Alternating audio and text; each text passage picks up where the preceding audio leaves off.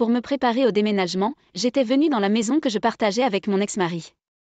Ma sœur, agissant de manière haute et puissante, se prélassait déjà sur le canapé comme si elle possédait l'endroit. J'ai continué à faire mes valises en silence. Et, combien de temps allez-vous rester ici? Sortez déjà de cette maison. Ouais, ma sœur, tu ne fais plus partie de cette maison. Les deux se sont moqués de moi, essayant de me chasser, me rappelant que je suis un étranger maintenant. Soupir, pourquoi ai-je passé plus de 10 ans avec ce gars? Et, écoutez-vous? Sortez, voulez-vous? D'accord, je serai bientôt partie. Juste à ce moment-là, la sonnette retentit. Je ne pus m'empêcher de sourire. Ce n'était pas prévu, mais c'était bien qu'ils soient tous les deux ici. Vous deux, béatement ignorants, êtes au sommet du bonheur maintenant, mais je vais m'assurer que vous réalisez qu'un tel amour et un tel bonheur factice ne dureront pas longtemps. Pensant cela, j'ai ouvert la porte d'entrée. Je m'appelle Amy. Après avoir rejoint une grande entreprise, j'ai gravi les échelons jusqu'à un poste de direction et j'ai mené une vie bien remplie en tant que femme dans la trentaine. Absorbée par le travail, je me suis soudainement retrouvée à plus de 30 ans, et juste avant d'avoir 35 ans, j'ai commencé à penser sérieusement au mariage. C'est à ce moment-là que j'ai épousé mon petit ami, Tommy. Nous sortions ensemble depuis nos années d'étudiants, depuis plus de 10 ans. Au début, nous vivions dans un appartement exigu, mais en vieillissant, nous avons déménagé dans une maison, en tenant compte des futurs enfants et des attentes de la société. Quelle maison spacieuse et confortable! C'est comme un rêve. Oh oui! N'oubliez pas que c'est une maison avec une belle et compétente femme. Droite. Merci de m'avoir épousée, Amy. Nous avons remplacé les vieux meubles et appareils électroménagers avant d'enregistrer notre mariage. C'est ainsi que Tommy et ma vie conjugale ont commencé. Ayant été ensemble pendant longtemps, nous n'avons pas eu de problème majeur et nous nous sommes soutenus mutuellement. Mes beaux-parents étaient gentils et j'ai commencé à penser à avoir des enfants. Puis, soudainement, j'ai appris de ma famille que ma sœur cadette Jane déménageait à proximité en raison d'un transfert d'emploi. C'est ma sœur cadette, de 10 ans mon aînée, et elle a souvent été gâtée par nos parents quand elle était enfant. Je n'ai jamais été jaloux, mais elle semblait avoir un esprit de compétition, comparant souvent notre apparence et essayant de me surpasser. Mais c'était quand j'étais très jeune. En tant qu'adulte, nous interagissions moins et maintenions une distance saine. Malgré un certain malaise, j'ai pensé que ce serait amusant de rattraper mon retard, et il y a peu de chances que je sois la seule cible de la compétition comme autrefois. Jane appela. Bonjour. Sœurette. Félicitations pour votre mariage. Merci. Votre maison doit être immense, non? J'adorerais voir l'intérieur. Ce n'est rien de spécial. Recevoir des visiteurs, en particulier des membres de la famille comme Jane, peut être éprouvant pour les nerfs. À contre-séhur, j'ai accepté de la laisser visiter une fois. Waouh, tellement élégant! Oh, ce canapé est si doux! Même si j'étais intérieurement réticent, j'ai finalement accepté sa visite, cédant à son insistance pour une seule fois. Waouh, tellement élégant! Oh, ce canapé est si doux! Jane, tu as toujours des réactions si fraîches. Mignon! Jane a commencé une visite de la maison en solo, rebondissant sur le canapé et jouant avec les derniers appareils électroménagers. Pire, Tommy trouvait ses pitreries adorables. J'ai soupiré profondément. Même si c'est ma sœur, j'ai ma propre famille et ma maison maintenant. Et elle a déjà 25 ans. Elle devrait être plus consciente de ses actions en tant qu'adulte. Mais en tant que sœur aînée, j'ai senti que trop en dire pourrait être exagéré. J'ai juste besoin de fixer des limites claires. Demandez-lui simplement de s'abstenir de visiter. C'est tout. Cependant, Tommy semblait avoir une idée différente. Il a commencé à communiquer avec Jane, et chaque fois qu'elle avait le temps, elle venait chez nous pour discuter. Souvent, elle restait de longues heures, demandant même à passer la nuit.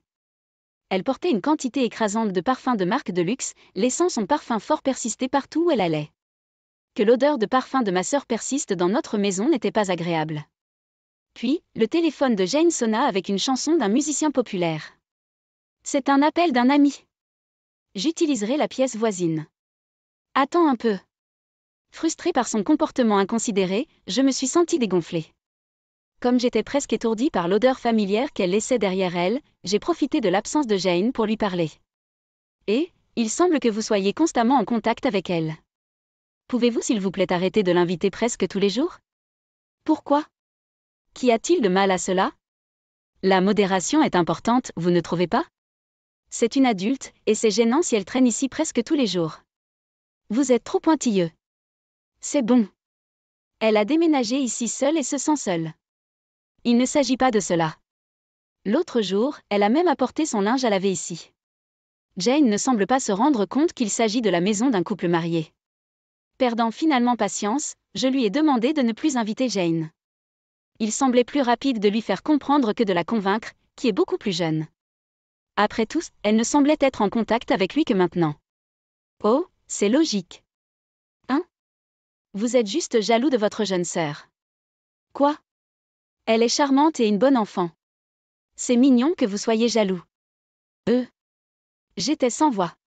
Ce n'était pas le but. Pourquoi ne pouvait-il pas comprendre? Un mélange de tristesse, de colère et de frustration m'a submergée, ayant l'impression que ma dignité était piétinée. Bien sûr, il y a peut-être eu des moments où j'ai été jaloux de Jane, mais c'était différent. C'était déchirant de sentir que Tommy ne partageait pas la vision de notre avenir ensemble. Et il y avait la question des enfants. Je voulais passer les week-ends seule avec lui, juste pour me détendre. Mais il ne comprenait probablement pas cela. Ma vision s'est brouillée de larmes. Avant qu'il ne puisse s'en rendre compte, je les ai rapidement essuyés et j'ai mis fin à la conversation. Je l'ai frotté et essuyé à la hâte pour qu'il ne s'en rende pas compte. Ça suffit. Qu'il soit conscient de mes larmes ou non, après cela, la fréquence de ses invitations à la maison a considérablement diminué. En réfléchissant à la possibilité que j'ai pu être un peu trop sensible, j'étais heureux que mes sentiments l'aient atteint. Et alors que l'odeur de son parfum s'estompait de l'intérieur de la maison, j'ai ressenti un sentiment de soulagement comme si la routine quotidienne avant son arrivée revenait. Quelques mois plus tard, quelque chose se passe. Il a commencé à rentrer tard, même s'il revenait généralement avant moi. Bien qu'il rentre généralement à la maison après moi, il a commencé à rentrer à la maison après minuit, disant souvent qu'il devait faire des heures supplémentaires. Et alors que son parfum s'estompait de notre maison, j'ai ressenti un sentiment de soulagement alors que notre vie normale semblait revenir. Mais un jour, alors qu'il rentrait à la maison et que nous nous croisions, je l'ai accueilli avec un retour de bienvenue. À ce moment-là, une certaine odeur a dérivé devant mon nez. « Et, portez-vous du parfum ?» Je me suis retournée et je lui ai demandé. « Quoi ? Non, je n'en porte pas. » L'air perplexe, il se dirigea vers une douche. Je ne pouvais pas m'arrêter de trembler. L'odeur était la même que celle qu'elle portait. Mais l'inconfort ne s'est pas arrêté là. Son téléphone sur le bureau s'est mis à vibrer et je me suis approchée de lui. Puis, une sonnerie familière a commencé à jouer. Attendez, cette chanson est... C'était le même que Jane avait fixé. En vérifiant, c'était une chanson d'un groupe de jeunes filles, ce qui n'était pas typiquement son goût. Il a certainement eu une phase en tant que membre du groupe, donc je sais qu'il aime la musique. Cependant, le genre et ses préférences sont clairement trop différents. Pourquoi sentirait-il son parfum? Se réunissaient-ils secrètement? J'ai essayé de rationaliser cela comme une coïncidence. Mais le sentiment de malaise persistait. J'ai vérifié le pantalon de Tommy pendant qu'il se douchait. Quoi? J'ai trouvé une carte. Cela semblait être une promotion à durée limitée, avec plusieurs tampons dessus, indiquant une utilisation fréquente récente. Si cela avait été d'un bar ou d'un club, cela aurait peut-être été mieux. Mais non, c'était une carte de fidélité d'hôtel. À ce moment-là, mes soupçons se sont transformés en certitude. Étrangement, j'ai ressenti un sentiment de résignation. Ils avaient une liaison. J'ai gardé la carte comme preuve clé et j'ai tranquillement quitté le vestiaire. Quelques jours plus tard, j'ai visité une agence de détectives et j'ai demandé une enquête à leur sujet. Parmi les options proposées, il y avait un service pour couper les liens, mais je l'ai refusé. Apparemment, la découverte de la carte tampon de l'hôtel a été un facteur décisif dans l'enquête, qui a rapidement donné des résultats. Jane a récemment déménagé dans cette région. Il semble que leur relation ait commencé peu de temps après son déménagement. Armée de la confirmation du détective, j'ai décidé de les confronter. Ma sœur, de quoi s'agit-il? C'est inhabituel pour vous de nous appeler comme ça. Asseyez-vous à côté de lui. Je l'ai disposé côte à côte en face de moi et présenté les photos de leur liaison obtenues de l'agence de détective. Vous avez une liaison, n'est-ce pas? J'ai dit à voix basse, et ils ont tous les deux écarquillé les yeux. Mais ensuite, ils ont éclaté de rire. Oups, nous a attrapés. Mais vraiment, c'est bien que tu aies remarqué, Tommy. Que veux-tu dire? Nous le poussions jusqu'au bord, pour voir si vous le remarqueriez. Le parfum, la chanson, l'embauche d'un détective, si désespéré. C'est hilarant. Vous dites que vous vouliez que je découvre l'affaire? Ont-ils fait correspondre le parfum et la chanson et laissé la carte de timbres intentionnellement, la traitant comme un jeu? Ami, j'en ai assez de ton visage.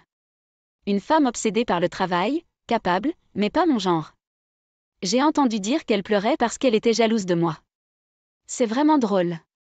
Je suis plus jeune et plus attirante que toi, alors je te donnerai beaucoup d'enfants en bonne santé à la place de ta sœur. Qui aurait pu s'attendre à une telle tournure des événements? Sans aucun remords, ils m'ont provoqué davantage. Je n'avais jamais imaginé qu'ils pouvaient être aussi moralement décomposés.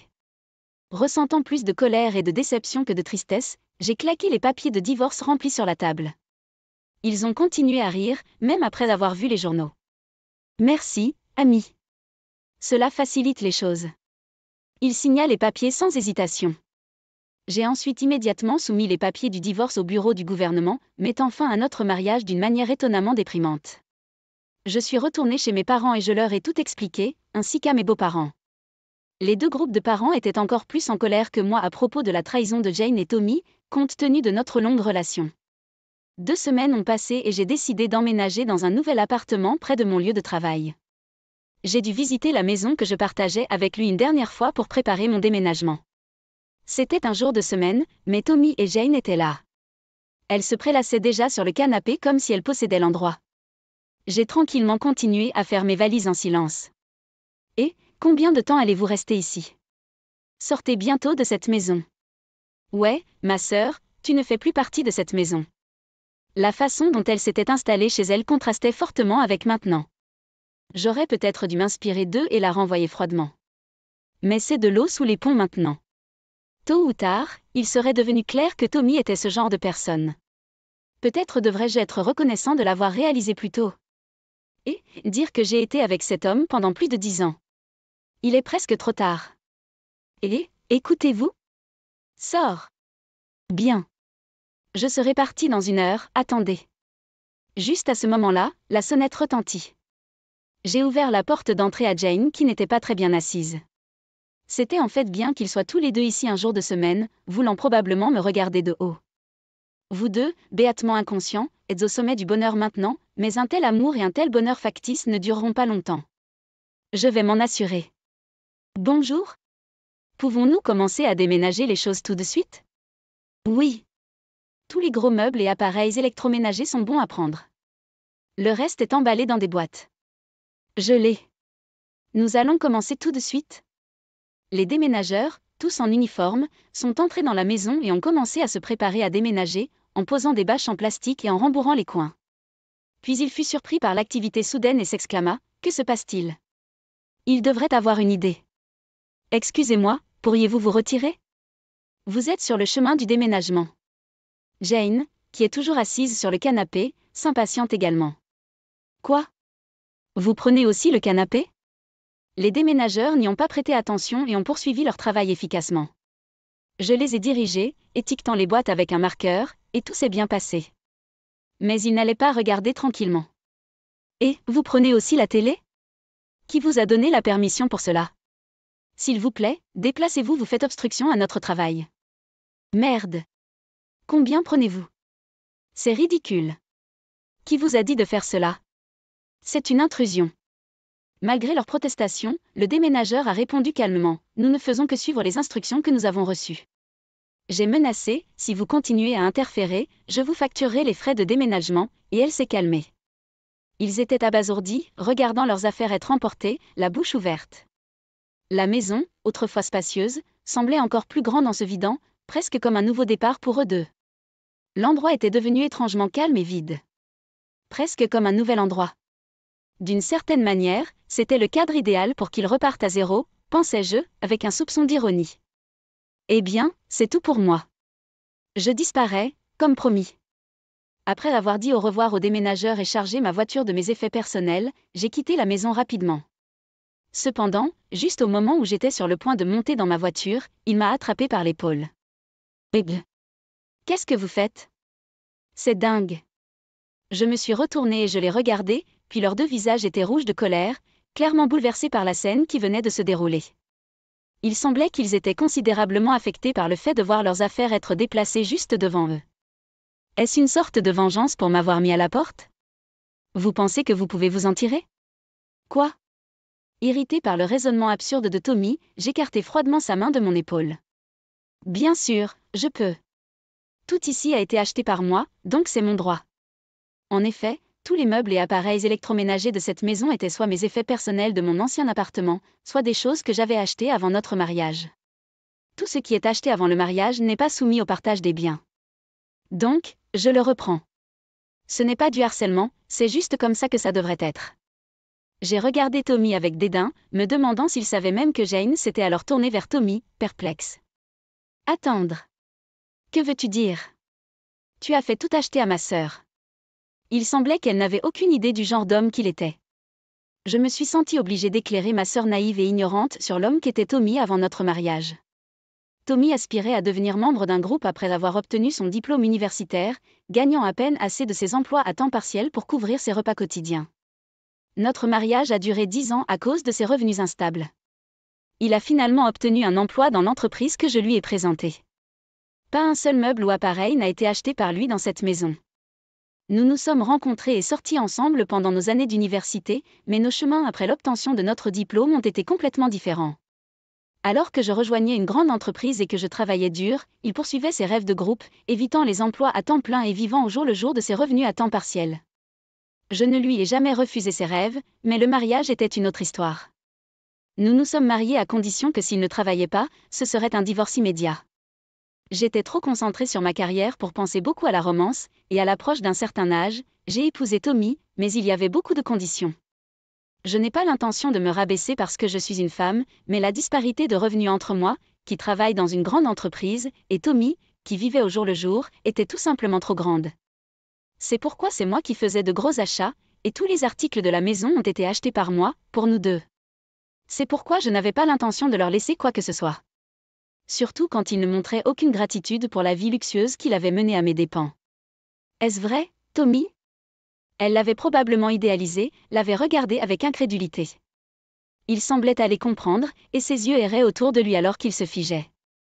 Voyant cela, sa colère devint évidente et elle adopta un ton agressif envers lui. Mais être marié signifie faire face au côté pathétique de votre partenaire, a appris Jane plus tôt en tant que sœur. Quelque chose que j'aurais peut-être dû lui apprendre plus tôt en tant que sœur. Mais le contrat de maison est au nom de Tommy, donc vous pouvez vivre tous les deux ici. Chanceux, non? Et puis il lui a chuchoté, vous devrez également payer l'hypothèque.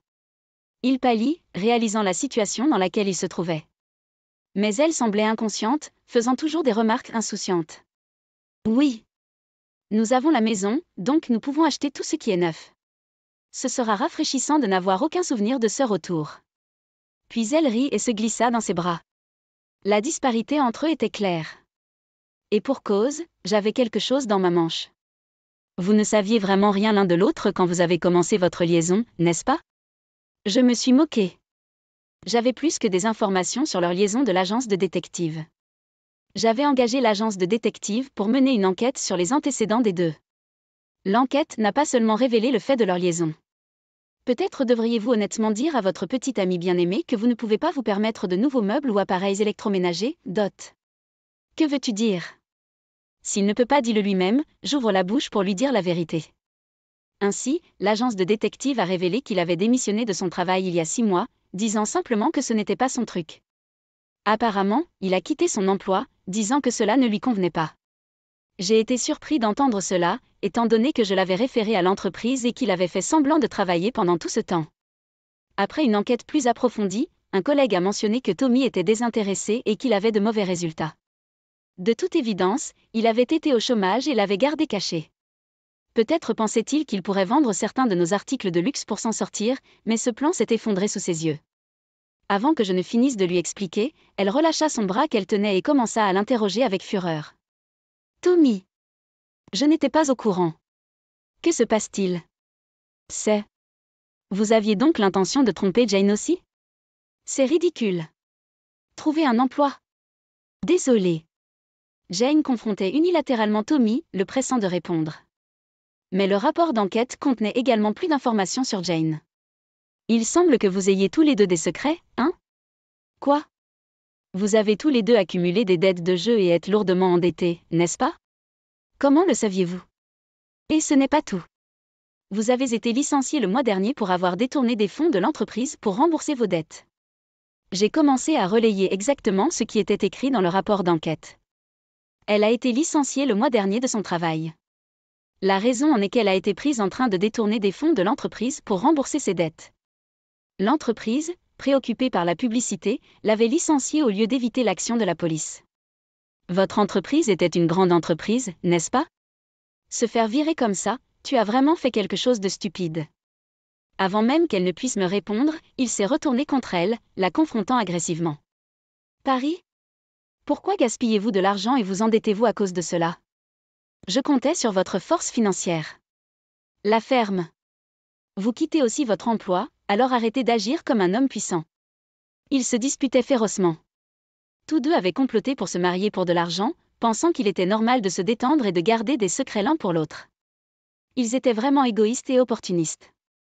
Pendant qu'ils se chamaillaient, je suis montée dans ma voiture, j'ai attaché ma ceinture de sécurité et j'ai démarré le moteur. Aucun d'eux ne travaillant et elle endettée, ils ne pourraient pas se permettre de nouveaux appareils ou meubles, et encore moins continuer à vivre dans la maison. Attends, ami. S'il vous plaît, je m'excuse pour tout, prêtez-moi juste de l'argent. Je ne peux pas prêter de l'argent à quelqu'un en qui je ne peux pas avoir confiance. Dis pas ça. Je suis avec vous depuis 10 ans. Oui, j'ai perdu 10 ans. Je ne ferai plus la même erreur.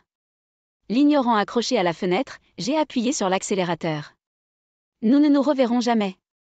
Au revoir. Je lui ai donné un dernier mot et j'ai démarré la voiture. Sur l'autoradio, un groupe populaire de jeunes filles, actuellement en plein essor, était présenté. La chanson qu'ils ont dite comme sonnerie a commencé à jouer. Je n'avais pas prêté beaucoup d'attention auparavant, mais c'est une bonne chanson. J'ai augmenté le volume et je me suis éloignée de la maison que je partageais autrefois avec Tommy, profitant de la musique pop. Après cela, je ne connais pas les détails exacts de ce qui leur est arrivé. Mais selon les oui-dire, il semble qu'ils aient déménagé d'une maison à un appartement en bois ensemble, et ils continuent de refuser de s'enregistrer officiellement auprès d'elle. Ils semblent se débrouiller suffisamment pour les repas quotidiens grâce au travail de jour, mais bien sûr, ce n'est pas comme la vie luxueuse qu'ils avaient auparavant. Elle ne pouvait pas supporter une vie aussi misérable et semblait essayer de retourner chez ses parents, mais il semblait qu'elle avait été refusée parce que ses parents connaissaient déjà la raison du divorce d'avec moi.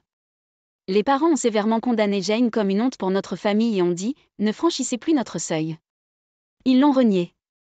Après cela, elle semble avoir dérivé entre les cybercafés pendant un certain temps, mais a rapidement manqué d'argent.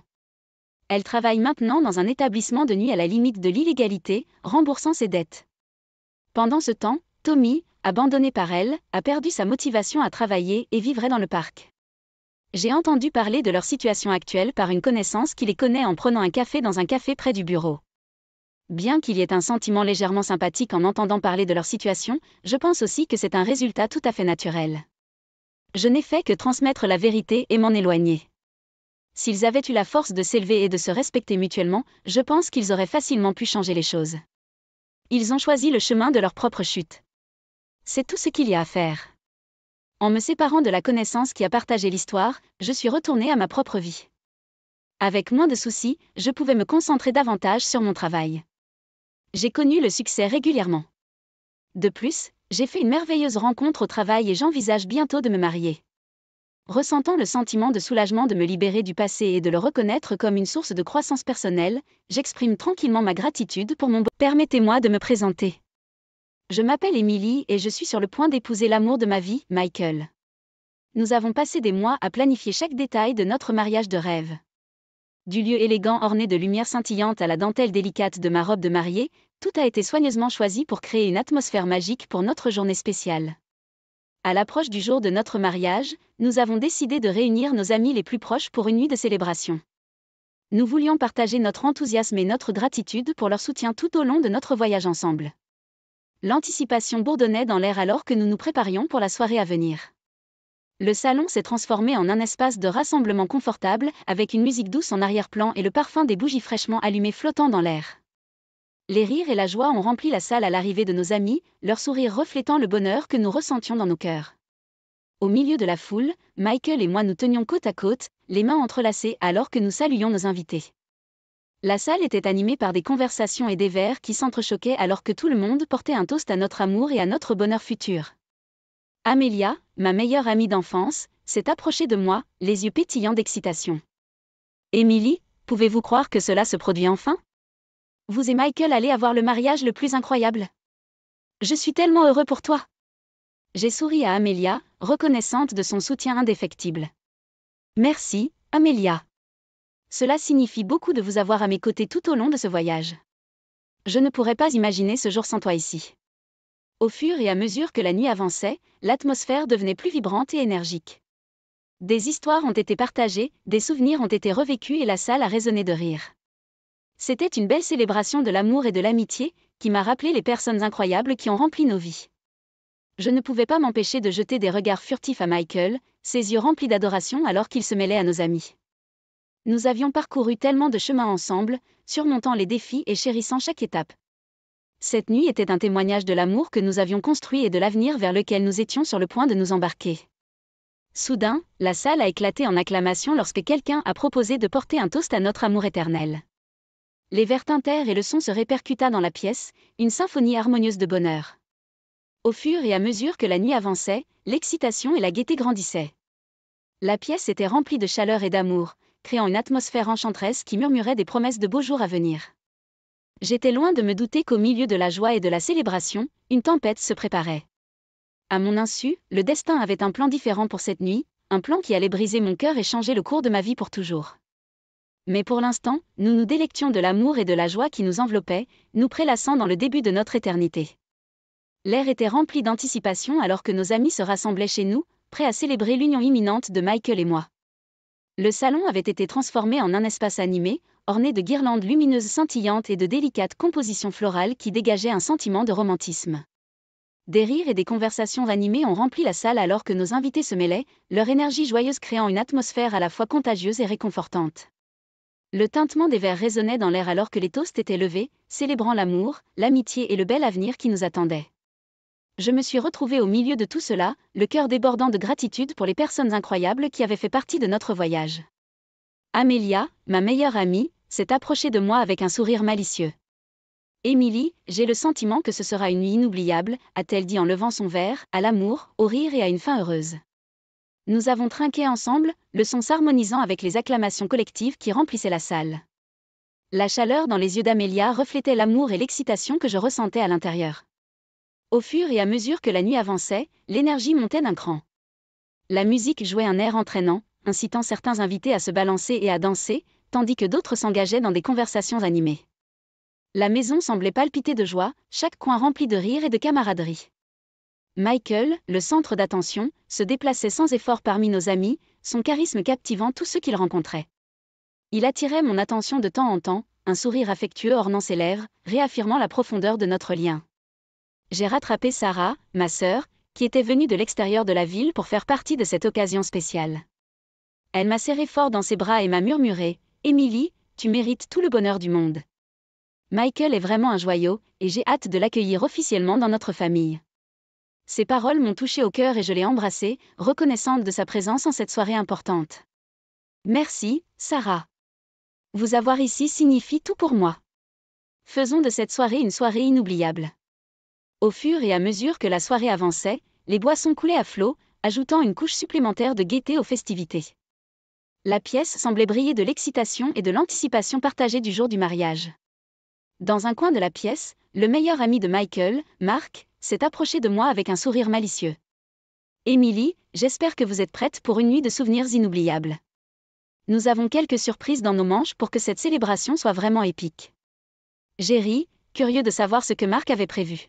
« Oh, Mark, tu arrives toujours à garder les choses intéressantes.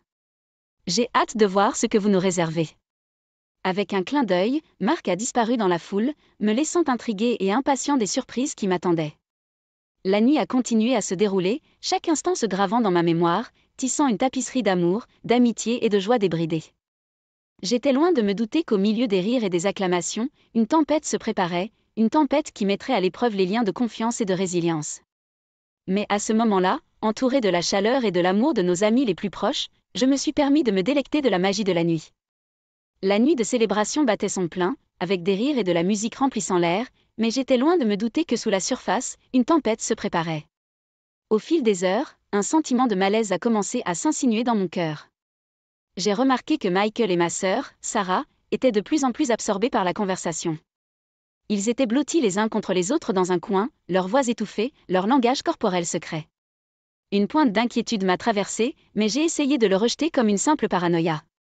Mais au fur et à mesure que la nuit avançait, mon inquiétude s'intensifiait. Un sentiment lancinant me rongeait l'esprit et je ne pouvais pas me débarrasser de l'idée que quelque chose n'allait pas. J'ai décidé de chercher Michael et Sarah, dans l'espoir d'atténuer mon anxiété croissante. Pièce par pièce, je me suis aventurée, mais pas étouffée par les sons festifs qui résonnaient dans la maison. J'ai appelé leur nom, ma voix teintée d'inquiétude, mais je n'ai reçu aucune réponse. La panique a commencé à monter en moi, et j'ai accéléré le pas, déterminée à les trouver. Finalement, j'ai atteint la dernière pièce, un bureau faiblement éclairé caché au bout du couloir. J'ai hésité un instant, ma main tremblante en atteignant la poignée de porte. Avec une profonde inspiration, je l'ai tournée et suis entrée dans la pièce, espérant trouver Michael et Sarah engagés dans une conversation innocente. Au lieu de cela, la pièce était vide, dépourvue de tout signe de vie. Un sentiment de naufrage s'installa au creux de mon estomac, et je me précipitai dans le couloir, cherchant désespérément toute trace d'eux. La peur m'a saisi lorsque j'ai appelé leur nom, ma voix tremblante d'un mélange d'anxiété et de confusion. Mais la maison est restée silencieuse, ne faisant écho qu'à mes propres supplications pour leur présence. Un sentiment d'effroi m'a envahi, les murs se refermant alors que je me rendais compte que quelque chose n'allait pas du tout. Le cœur battant, je suis retournée au rassemblement principal, mais pas lourde d'appréhension. En entrant dans la pièce, j'ai scruté les visages de nos amis, à la recherche de signes de connaissance ou d'inquiétude. Leur sourire et leur rire semblaient inconscients de l'agitation qui bouillonnait en moi. Amélia, sentant ma détresse, s'est approchée de moi avec des sourcils froncés. « Émilie, qu'est-ce qui ne va pas? Tu as l'air d'avoir vu un fantôme. » Les larmes ont coulé dans mes yeux quand j'ai murmuré « Amélia, as-tu vu Michael et Sarah? » J'ai cherché partout, mais je ne les trouve pas. L'expression d'Amélia devint sérieuse alors qu'elle examinait la pièce. « Non, je ne les ai pas vus. Mais ne tirons pas de conclusions hâtives pour l'instant. Ils sont peut-être sortis pour prendre l'air ou faire une pause quelque part. Je suis sûre qu'ils reviendront bientôt. » Ces mots offraient une lueur d'espoir, mais au fond de moi, je ne pouvais pas me débarrasser du sentiment que quelque chose de plus sinistre s'était produit. Le poids de l'inconnu pesait sur moi, et je savais que je devais trouver des réponses. Au fur et à mesure que la nuit avançait, j'ai continué ma recherche frénétique, interrogeant chaque invité appelant les noms de Michael et Sarah encore et encore. Mais mes efforts ont été accueillis par des haussements d'épaules et des expressions perplexes, car personne ne semblait savoir où ils se trouvaient. Le désespoir me consumait alors que je contemplais les possibilités, mon esprit tourbillonnant de pensées de trahison et de tromperie. J'aspirais au réconfort et à l'assurance que la présence de Michael apportait toujours, mais à ce moment-là, il avait disparu dans les airs, ne laissant derrière lui que des questions sans réponse. À la suite de la disparition de Michael et Sarah, j'ai été consumée par un tourbillon d'émotions, de peur, de confusion et un sentiment croissant de trahison. Déterminée à découvrir la vérité, je me suis préparée à ce que je pourrais découvrir. Alors que je me tenais dans le couloir faiblement éclairé, mon esprit s'emballait avec les possibilités. Où aurait-il pu aller? Et pourquoi avait-il disparu sans laisser de traces? Serrant les poings, je luttais contre la marée montante de la panique et me dirigeais vers l'extérieur, espérant que l'air frais de la nuit me viderait la tête. En marchant sur le porche, j'ai pris une profonde inspiration, essayant de calmer mon cœur qui battait la chamade. La nuit était étrangement calme, à l'exception des sons lointains de la musique et des rires qui s'échappaient de la maison. Soudain, un bruit attira mon attention, un léger bruissement venant de la direction de la voiture de Michael. La curiosité et l'appréhension s'entremêlaient en moi alors que je m'approchais prudemment du véhicule. À mesure que je m'approchais, le bruit devenait plus fort, mêlé de chuchotements et de voix étouffées. La confusion s'est transformée en incrédulité et mon souffle s'est pris dans ma gorge alors que je regardais par la fenêtre de la voiture. Là, dans l'intérieur faiblement éclairé, j'ai vu Michael et Sarah, leurs corps entrelacés d'une manière qui a brisé l'illusion de leur innocence. Des ondes de choc me traversaient, chaque révélation s'écrasant contre les murs de ma confiance, ne laissant que des ruines dans son sillage. Incapable de détacher mon regard, un mélange de colère et de chagrin a surgi en moi.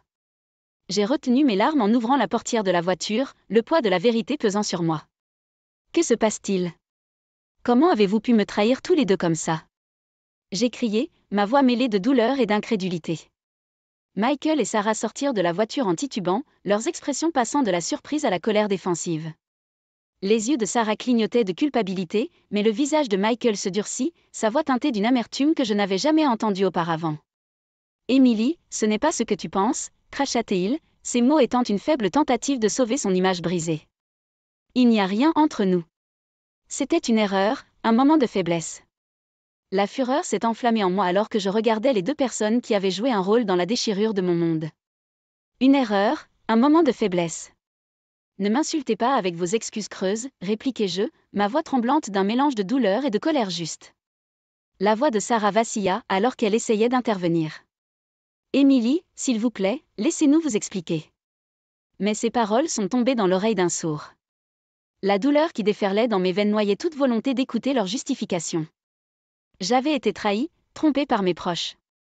Incapable de supporter leur présence plus longtemps, j'ai reculé d'un pas, ma voix mêlée de détermination. Tu sais quoi? Je mérite mieux que ça. Je mérite mieux que ça. Je mérite quelqu'un qui ne briserait jamais ma confiance de cette manière. Les yeux de Michael se rétrécirent, un soupçon de remords vacillant en eux, mais c'était trop peu, trop tard.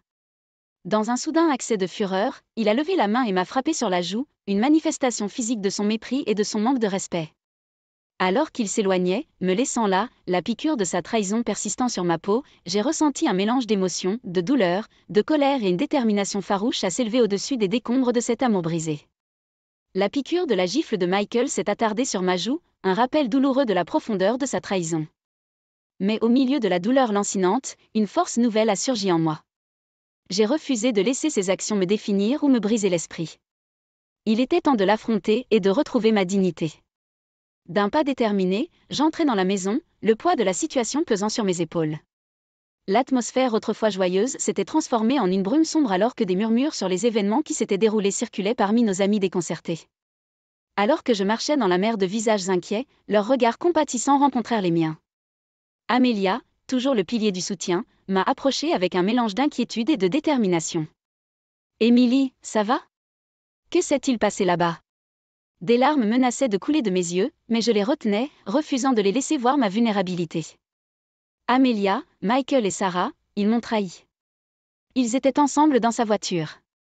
Je n'arrive pas à croire que cela se produise. Les yeux d'Amelia s'écarquillèrent, sa voix remplie d'indignation. Oh, Emily, je suis tellement désolée.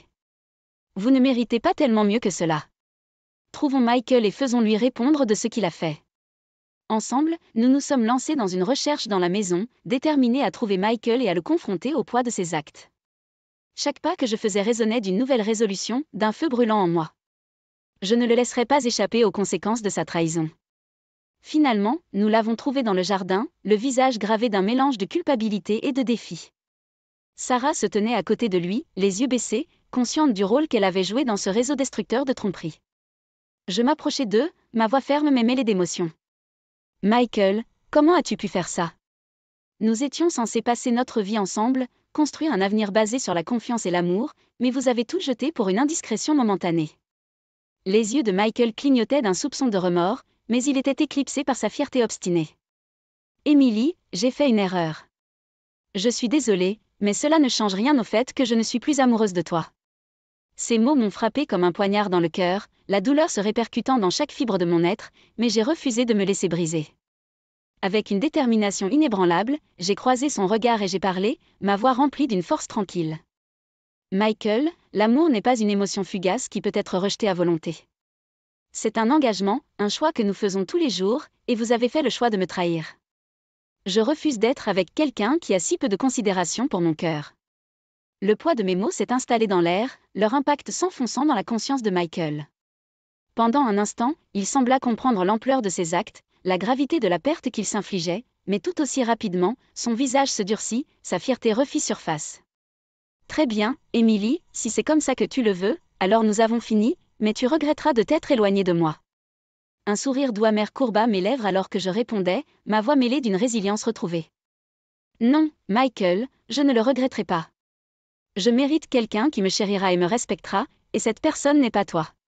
Sur ces derniers mots, je me suis détournée, laissant Michael et Sarah derrière moi, leurs visages gravés d'un mélange de regret et de résignation. Je me suis éloignée des décombres de notre relation, déterminée à reconstruire ma vie selon mes propres termes. Au lendemain de la confrontation, un mélange d'émotions a tourbillonné en moi, de la colère, de la douleur et un désir brûlant de justice. J'avais rompu les liens avec Michael, mais la douleur de sa trahison persistait, alimentant une détermination croissante à se venger. Les jours se sont transformés en semaines, et alors que je naviguais dans les eaux turbulentes de la guérison, un plan sinistre a pris forme dans les recoins de mon esprit. Il était temps de riposter, de faire comprendre à Michael et Sarah l'ampleur de leurs actions. Armé d'une lueur espiègle dans les yeux, j'ai mis mon plan en marche.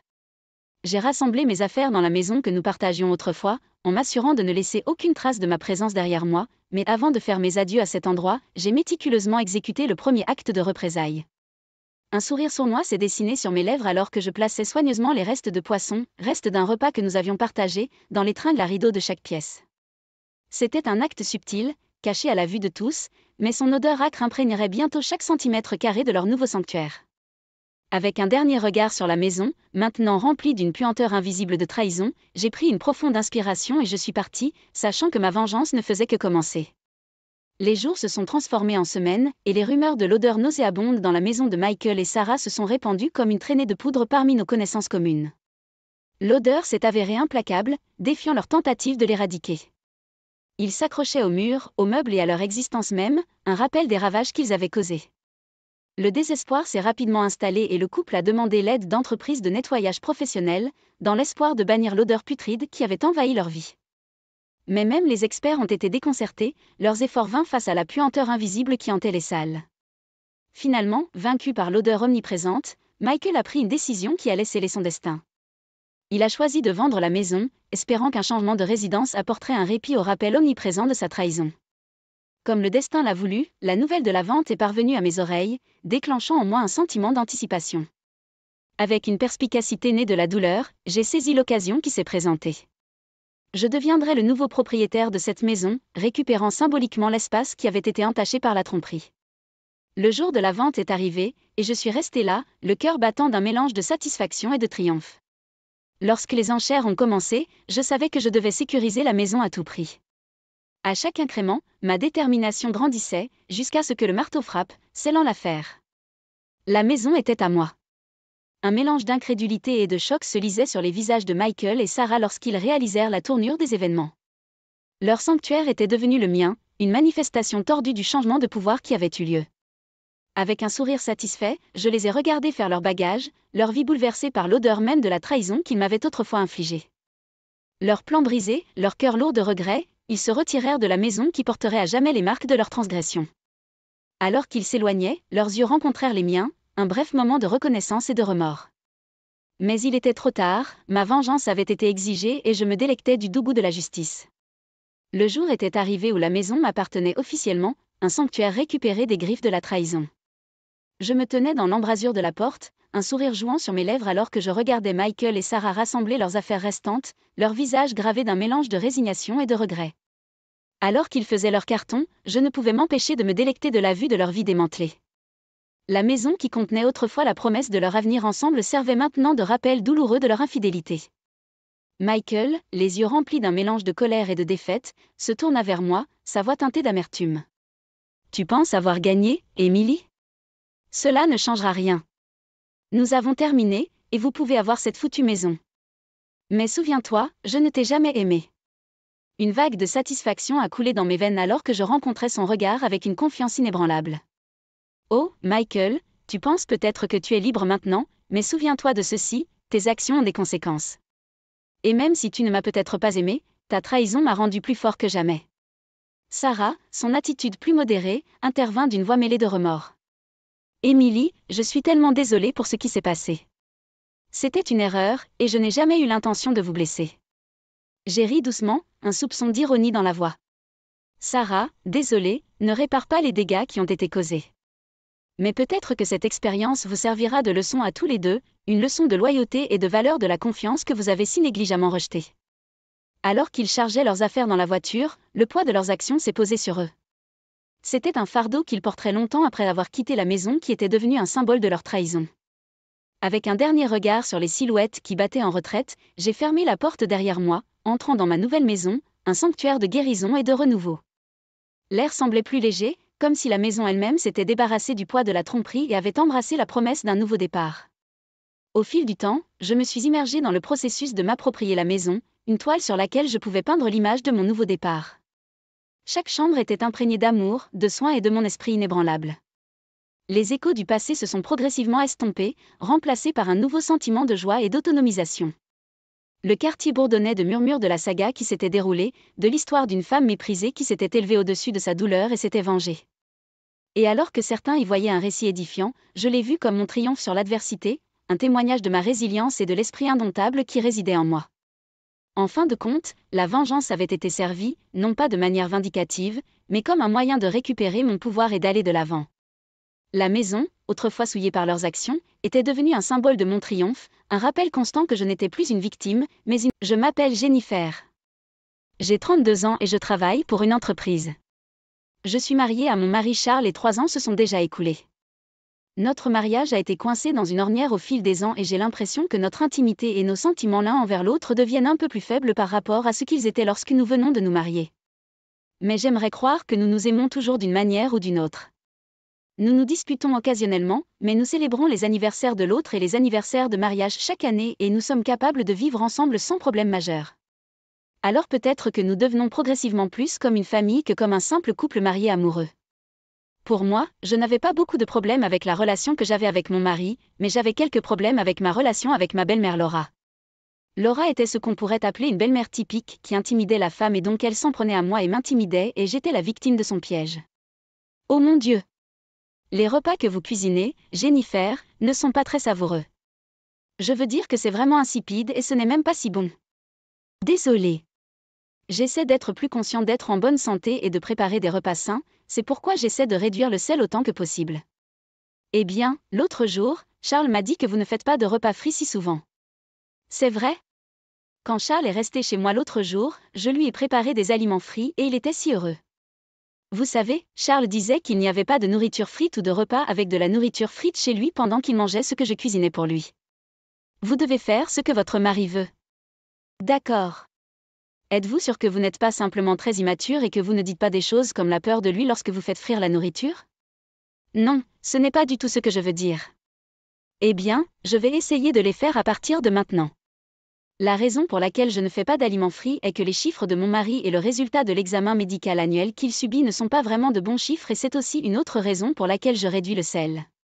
J'essaie de prendre très bien soin de la santé de mon mari, mais en tant que sa propre mère, Laura ne fait qu'interférer avec ce que j'essaie de faire. Ces pensées me sont venues à l'esprit car j'étais vraiment irritée par Laura et tout ce qu'elle me disait, mais si j'essayais de lui dire quelque chose comme ça, elle devenait vraiment furieuse. Donc, je n'avais pas d'autre choix que de répondre sans argumenter à Laura et de hausser les épaules. Mais même si je fais cela, l'intimidation de Laura envers moi ne s'est pas arrêtée du tout et tout ce qu'elle a dit me stressait mentalement. Comme moyen typique pour une belle-mère d'intimider la femme, il lui poserait des questions sur la grossesse de la femme et si la femme a son petit enfant ou non. Eh bien, Laura fait exactement la même chose et me demande si je suis tombée enceinte de son petit enfant ou non à chaque fois que je la vois. Je pensais qu'elle n'en parlerait pas trop puisque mon mari a un frère aîné, John, et que lui et sa femme ont déjà un enfant. Mais cela ne semblait pas avoir d'importance du tout et elle était très curieuse et me demandait toujours « Est-ce que tu le fais correctement pour faire un bébé ? Ou vous ne le faites pas du tout ? Ou dites d'autres choses ennuyeuses comme « Pourquoi n'allez-vous pas à la clinique et essayer le traitement de l'infertilité ?» Mon mari et moi avons décidé d'attendre qu'un bébé vienne naturellement. Eh bien, pour être honnête, nous ne pouvons pas vraiment nous permettre d'avoir un bébé en ce moment. En fait, il y a quelques jours à peine, mon mari a quitté son emploi parce qu'il disait qu'il était déprimé. Charles a reçu une note du médecin et a reçu des allocations de chômage. Mais cela ne change rien au fait qu'il est toujours au chômage. Avoir un bébé n'est donc qu'une préoccupation secondaire pour nous. Comme je travaille actuellement, nous sommes en mesure de joindre les deux bouts pour le moment. Mais avec le loyer, les frais de subsistance et les autres dépenses que nous devons payer, nous avons très peu d'argent économisé pour notre famille. Malgré cela, Laura semble nous rendre visite souvent chez nous pendant la journée parce que mon mari est maintenant à la maison. Et ils sortent tous les deux manger ensemble ou se font livrer de la nourriture chez nous fréquemment. Et il semble que mon mari paie pour tout cela. Donc, en d'autres termes, c'est la même chose que si je payais pour qu'ils mangent tous les deux au restaurant ou se fassent livrer de la nourriture avec ce que j'ai gagné. Quel que soit le montant des allocations de chômage que mon mari peut recevoir du gouvernement, ce n'est que pour une période limitée. Nous ne pouvons donc vraiment pas nous permettre d'avoir une vie luxueuse. Mais ni mon mari ni Laura ne comprennent du tout cette situation. Une année a passé en un clin d'œil et les allocations de chômage de mon mari ont pris fin. Pendant ce temps, mon mari n'a même pas essayé de regarder les offres d'emploi ou même d'essayer de faire quoi que ce soit. Eh bien, je ne peux pas vraiment dire le à Charles trop forte à ce sujet parce qu'il est déprimé. Alors je le dis le vraiment indirectement et gentiment à mon mari, pourquoi ne cherches-tu pas un emploi? Mais à cela, il répondait, je ne suis pas encore prêt. Mais mon mari est vraiment énergique. Je veux dire, il mange beaucoup et ne fait pas de tâches ménagères ou n'essaie pas d'aider à la maison et joue à des jeux vidéo tout le temps. Et Laura gâterait mon mari, lui disant qu'il devrait se reposer jusqu'à ce qu'il soit satisfait à chaque fois qu'elle le voit. L'autre jour, Laura me blâmait même pour la situation de Charles en disant que c'était de ta faute si mon fils n'avait pas encore récupéré. De mon point de vue, mon mari prend trop de congés et je ne mérite vraiment pas d'être blâmée pour cela. Puis quelque chose s'est produit qui a encore aggravé dans notre mariage. Tout a commencé lorsque mon beau-père Jacques est tombé malade et est décédé. Jusque-là, Laura vivait avec Jacques. Mais avec son décès, elle s'est retrouvée toute seule. Alors maintenant, elle a eu l'idée de vivre avec notre famille ou la famille de John. John et moi avions le mauvais pressentiment que Laura aurait eu cette idée lorsque nous étions aux funérailles de Jacques. À l'enterrement, Laura était très silencieuse, ce qui était très inhabituel de sa part. John et sa femme avaient souvent été critiqués par Laura également, et ils s'inquiétaient de son silence lors des funérailles. Alors cette fois, la proposition stupide de Laura est apparue, et je ne sais pas ce que mon mari idiot en a pensé, mais il a décidé que Laura viendrait vivre avec nous sans même m'en parler.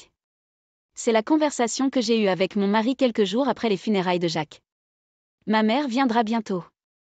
Elle a dit qu'elle apporterait beaucoup de choses avec elle, alors elle m'a dit de vous dire d'avoir une chambre prête pour qu'elle puisse dormir. Oh, c'est vrai? Est-ce qu'elle passe la nuit? Combien de temps va-t-elle rester chez nous? Hein? Qu'est-ce que tu dis? Ma mère va rester avec nous pour toujours. Elle va vivre avec nous à partir de maintenant. D'accord, s'il vous plaît, signez ceci.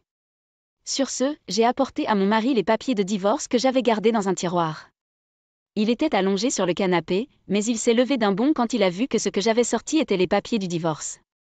Veuillez m'excuser? Divorce? Pourquoi? Eh bien, n'est-ce pas évident? Avez-vous une idée à quel point Laura m'a intimidée et harcelée ces dernières années? Je ne voulais plus rien avoir à faire avec Laura, et maintenant elle veut vivre avec nous?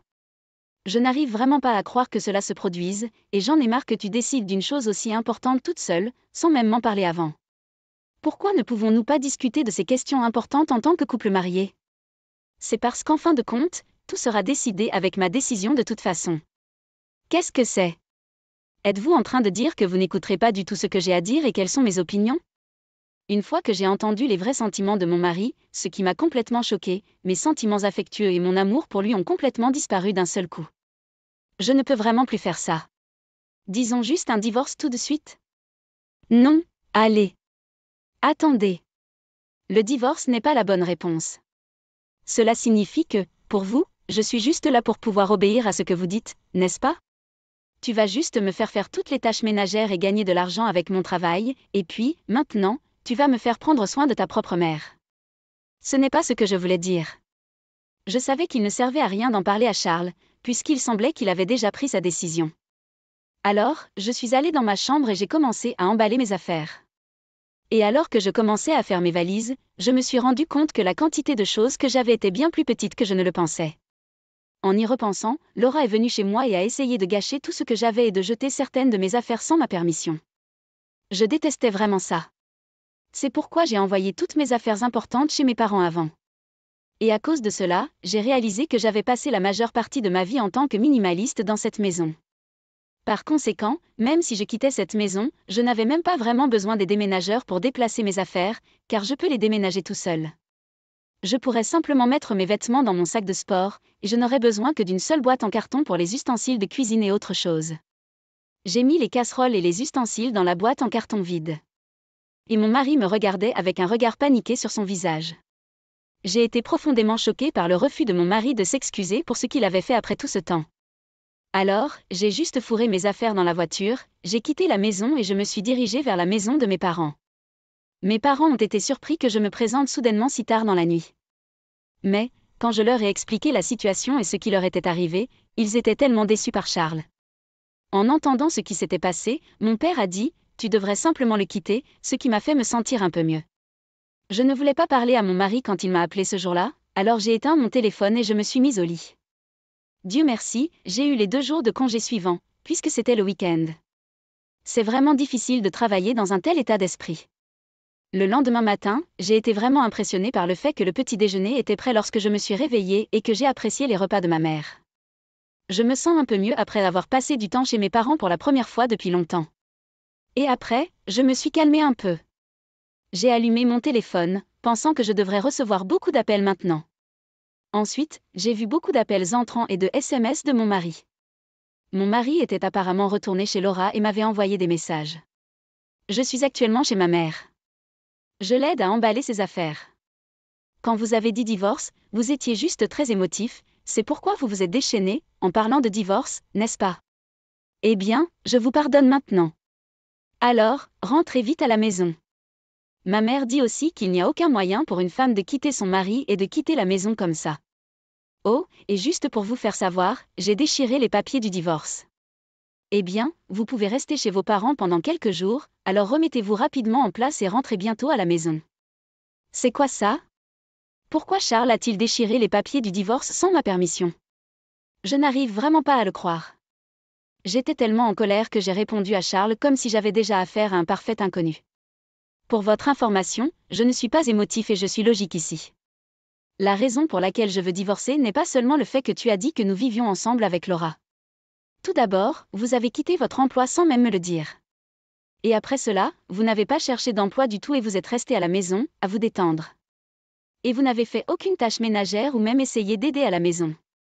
J'entends déjà ton excuse dire que c'est parce que tu es déprimé, mais je sais que ce n'est pas vrai, tu sais. L'autre jour, j'ai rencontré un de vos collègues. Vous vous souvenez de Bill, qui était à notre mariage, n'est-ce pas? Eh bien, il a dit que la raison pour laquelle vous avez démissionné était parce que vous vous êtes disputé avec votre patron. De plus, Bill a dit que vous aviez fait une erreur et que c'était de votre faute. Mais vous êtes allé à l'encontre de votre patron, qui était en colère contre vous pour l'erreur que vous avez commise vous-même, hein? Et pourtant, vous avez profité des règles de conformité strictes de l'entreprise et vous avez menti, affirmant que vous étiez harcelé par votre patron. Et puis je suis allée à l'hôpital pour obtenir la note du médecin pour montrer que vous étiez déprimé. Quelle ordure de bas étage vous êtes. Qui voudrait rester marié à une personne comme vous? Je vous enverrai les papiers du divorce plus tard, alors assurez-vous de les vérifier et de les signer cette fois-ci. Si vous ne signez pas les papiers, je ferai appel à un avocat et vous poursuivrai en justice pour que nous puissions nous battre devant les tribunaux. C'est tellement rafraîchissant de dire enfin toutes les choses que je voulais dire à mon mari. Après avoir envoyé ce message, mon mari a cessé de me répondre du tout. Puis, le lendemain de l'envoi des papiers du divorce, j'ai reçu un message de Charles disant qu'il avait signé les papiers et les avait soumis. Il semble qu'il avait assez peur de mes SMS. J'ai répondu, s'il vous plaît, ne me contactez plus jamais et j'ai bloqué le numéro de Charles. Quant à mon ex-mari après cela, John m'a tout raconté sur les détails. Il a dit que mon ex-mari avait été expulsé de sa maison parce qu'il ne pouvait pas payer le loyer après mon départ. Il est ensuite retourné chez Laura et est maintenant une ordure au chômage et dépend entièrement de la pension de Laura. Et John a dit que Laura l'avait contacté, lui et sa femme, pour demander de l'aide au sujet de Charles. Mais John a refusé d'aider Laura parce qu'il savait que sa femme avait été sévèrement intimidée par Laura et pour cela, il ne pardonnera jamais à Laura ce qu'elle a fait. Alors maintenant, Laura a commencé à travailler comme concierge dans un immeuble de bureau parce qu'elle doit subvenir aux besoins de son fils car sa pension n'est pas suffisante pour les couvrir tous les deux. Quant à Charles, il ne pouvait vraiment pas retourner dans la société et travailler correctement dans une entreprise. Et à cause de son mode de vie terrible qui ne bougeait pas du tout, on lui a diagnostiqué le diabète. Eh bien, Laura et Charles ont eu ce qu'ils méritaient. Moi, d'un autre côté, j'ai commencé à sortir avec un collègue de travail et je me suis mariée 1 an plus tard. Et puis, je suis tombée enceinte et nous avons eu un bébé. Actuellement, mon mari, notre fils et moi nous entendons très bien et passons de bons moments ensemble. Merci d'avoir regardé jusqu'à la fin. Veuillez vous abonner à notre chaîne. Nous espérons vous voir dans notre